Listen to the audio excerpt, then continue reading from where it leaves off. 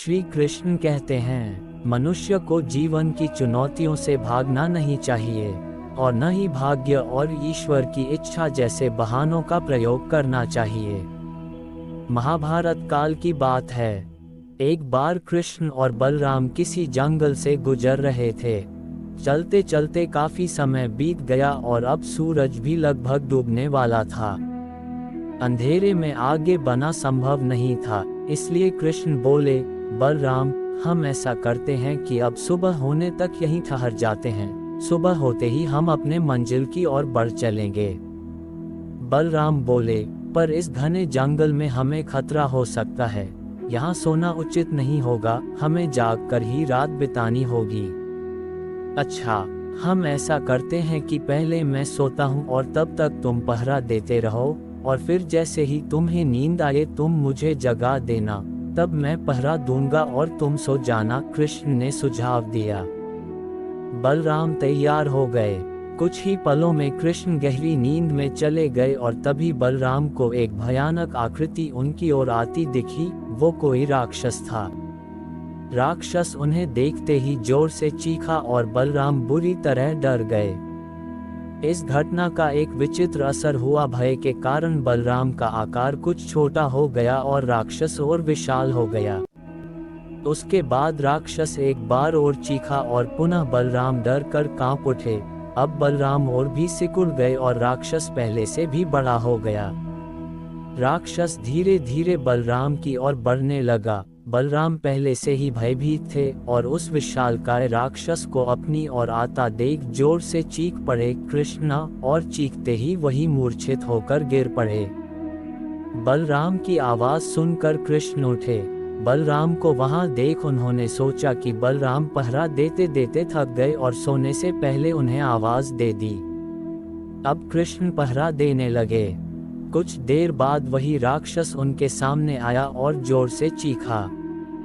कृष्ण जरा भी घबराए नहीं और बोले, बताओ तुम इस तरह चीख क्यों रहे हो, क्या चाहिए तुम्हें? इस बार भी कुछ कृष्ण के साहस के कारण उनका आकार कुछ बढ़ गया और राक्षस का आकार कुछ घट गया। राक्षस को पहली बार कोई ऐसा मिला था जो उससे डर नहीं रहा था। घबराहट में वह पुनः कृष्ण पर जोर से चीखा।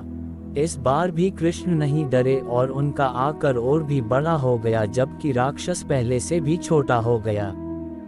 एक आखिरी प्रयास में राक्षस पूरी ताकत से चीखा पर कृष्ण मुस्कुरा उठे और फिर से बोले, बताओ तो क्या चाहिए तुम्हें?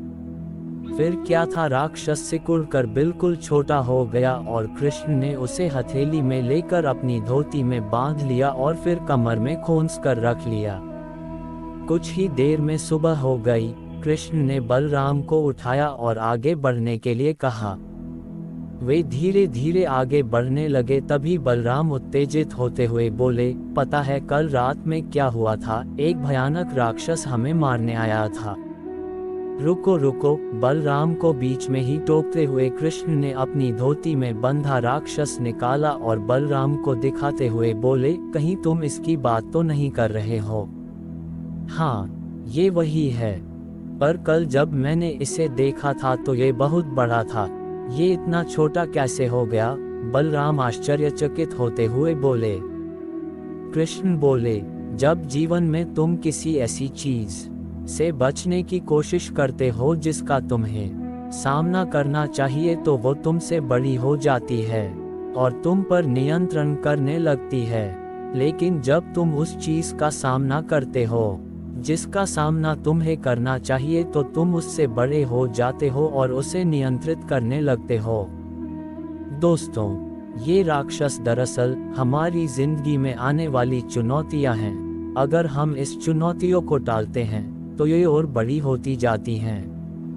आखिर में ये हमें कंट्रोल करने लग जाती हैं। इसलिए हमें इनका साहसपूर्वक सामना करना चाहिए ताकि हम उन पर काबू पा सके।